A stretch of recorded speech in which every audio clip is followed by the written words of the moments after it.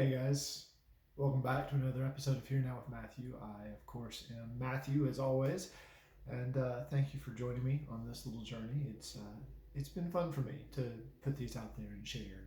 I really appreciate anyone and everyone who's listening, and really hoping that you guys are getting as much from this as I am.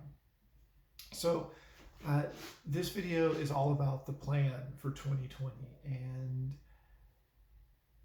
it's a pretty simple one, really. It's nothing too complicated. More goals, but there are some key points that I really want to work on this year.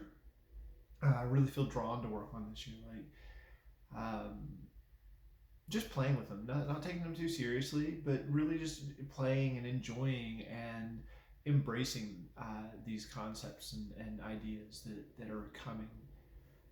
So let's just jump right in, yeah, shall we? I've got everything on my laptop over there, so I'm just going to read them off one at a time and just kind of briefly go over each one. And the first one is the one that I've mentioned in a couple of other videos. It's the most important one to me. It's where I failed the most last year, and that is keep goals in sight every day. And every day is in all caps.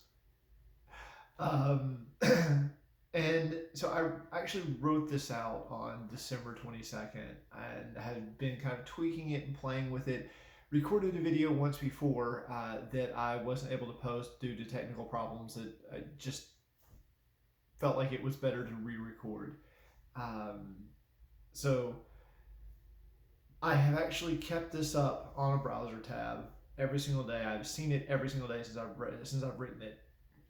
And I have kind of tweaked it a little bit off and on. There's been a couple of things that I've adjusted some wording, but right now I feel pretty confident with where it's at. There is only one thing that will change over time, and I'll go over that when I get to it. Second one is invest at least 10% of everything earned. So last year, the goal was to have $10,000 invested by the end of the year, or the end of the period, whatever it was. And that didn't work. Partly because, one, I wasn't keeping my attention on it the way I feel like would have been more helpful. And also because, how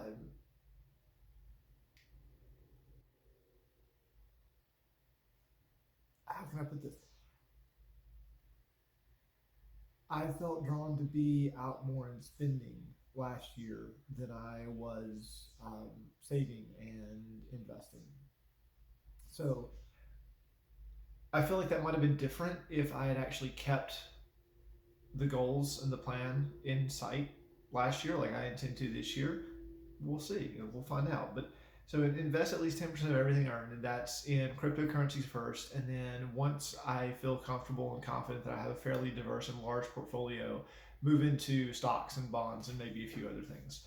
Um, but for me right now, it just feels like crypto is the place to start. Develop a trading strategy that earns at least 1.5% per day, in parentheses, ideally 2.5%. Reinvest 100% until principal is over $10,000. So that is a little more of a finessed idea of, have $10,000 invested by such and such time. And I know there's a lot of professional traders out there that are hearing those numbers and going, that's good luck with that. You're never going to make it. And that's fine. You may be right. But I feel like I have a strategy that works. And I've only been following it for about a week now. And it's only been on paper. I haven't actually done this with real money yet. But so far, I've been consistent in that somewhere between 1.5 and 2.5% profit range with every trade. I would have to actually go out and do the math to figure out what my exact average is over the last week since I've been playing with this. But my daily has been at least 1.5%. Like I've been making one trade a day, 1.5% profit off of those on paper, which has been really cool. Now, this is the one that will grow over time. explore the questions. And this is a really recent thing. Like this came out of, I went to Christmas service with my parents um, last month, and I got really angry. I was really angry sitting there. Like I don't go to church. I don't consider myself Christian. I don't consider myself anything. I yeah, that's I don't really consider myself anything. I don't really believe in a lot of the stories that religions tell. Um, and the pastor kept referring to Jesus as the Lord and his Savior, and I'm just every time he says it, I just get angrier. And finally, it hits me. It's like, did you guys ever even ask Jesus if that's what he intended? Like, did you ask Jesus if he wanted your life? Did you ask Jesus if his intent was to be your Lord and Savior? Like, if it was, cool, but that's not the answer I got from him. Like, I don't deny the reality of Jesus. I've met him. He's pretty amazing. But when I asked, he didn't want my life. He gave it back to me. So that was the first question that came. Like, have you asked if Jesus actually wants to be your Savior? And since then, there have been others that have come that challenge these core assumptions that I have been holding true in my personal life. And I feel like others are as well. And I really feel drawn to explore these core assumptions. And so it's questions like, have you ever been asked if you want to be a citizen? What was the point of getting all that stuff just to die?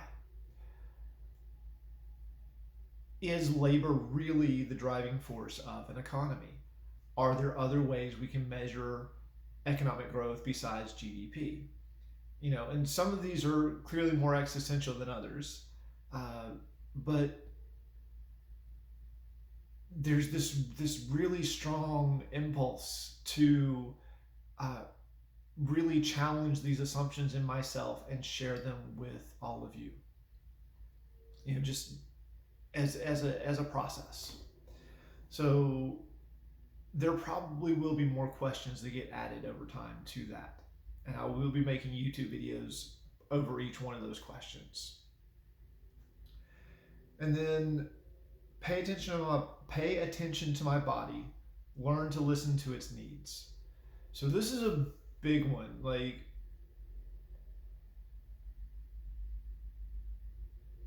and it's not just little things like, do I really need that cookie? Or should I really drink this coffee right now? Physically, how does it feel to think about drinking this coffee right now, to imagine drinking this coffee right now? Does it feel open and expansive and healthy, or does it feel kind of contracting and tight and hard to breathe and not such a wonderful feeling? It's also those impulses to speak up. It's also those impulses to act. It's also those impulses, like, these are things that I feel in my body and I often ignore. And I really, really strongly set the intention to pay attention to my body over this next year and honor it and follow those impulses to the best of my ability. Next up, minimum of 3 YouTube videos per month. Now, when I first wrote this, it was just 1 YouTube video a month, and that didn't feel challenging enough. 3 videos feels like a good compromise. Like, I wanted to go for 5 initially, but that felt like it was a bit too much. Like, it was holding myself accountable to more than I'm ready to take on right now. 3 felt like a really lovely compromise and something I feel like I can actually keep up with. Share more openly, more often. And this is something that has come out of that uh, fear of speaking that I recognized in the image streaming exercise I talked about in the landmark video, in the landmark aftermath video. Um, just really speaking how I feel in the moment instead of holding it in and then acting out passive aggressively later out of that anger and frustration and fear. Enroll in flight school or find another way to learn to fly by December 2020. Um, Flying is the only thing that I can remember wanting from the very beginning. Like my earliest memories are wanting to fly. I like to the point that my entire high school career was our Air Force ROTC, Air Force Junior ROTC, straight into the Air Force Academy, officer training, flight school, pilot by the time I'm 20, 24, 25, whatever. Like, just that was my entire goal in life up until that point. And I tore my ACL my freshman year in high school and had to have surgery and have metal in my knee. And so when I went to MEPS, after, because I had the surgery literally like 2 or 3 days after I graduated high school, like it just done. And so after I recovered and did the physical therapy and got back to 100%, I went to my doctor, got a note saying I was fit for service, from my surgeon, and went to apply and aced my ASVAB, went to MEPS, which is the medical screening, and they immediately denied me because of the metal in my knee. And at that point, I gave up on flying. Like that was the only way I could see to do it because I couldn't afford to pay for flight school. And so I just gave up. And I've let that go for years. And I really feel like this is what I've wanted for so long. It's time to do it. Like it's time to quit making excuses and it's time to make it happen somehow. And then the final one, commit to a practice for a minimum of 30 days if drawn. And what I mean by practice is anything to establish discipline, anything to transcend some problem or any exercise, it could be meditation practice, it could be a breathing exercise, it could be whatever. I do have one practice that has stayed pretty consistently for over a year now. There's only been a day here or there where I've missed it, but it's just the Wim Hof breathing method, and I really, really appreciated that every morning, just diving right into it. And lately, there's been more like guided meditations and breathing exercises and things like that that have kind of crossed my path. And when I see those, and I feel like that feels like it'd be something really worth doing for me, to just immediately commit to it for 30 days minimum and just see what happens. Just play with it. So that's that. Like that is the goal, the plan for 2020.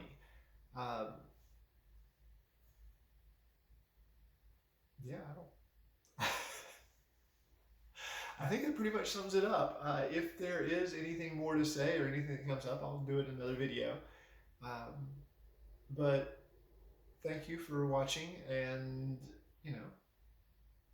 share your own plans, share your own goals, your hopes, your dreams. If you see this and you're inspired, let me know. I'd really appreciate it. I'd appreciate hearing from you. Thank you for watching. Love you all. Until next time. Aloha.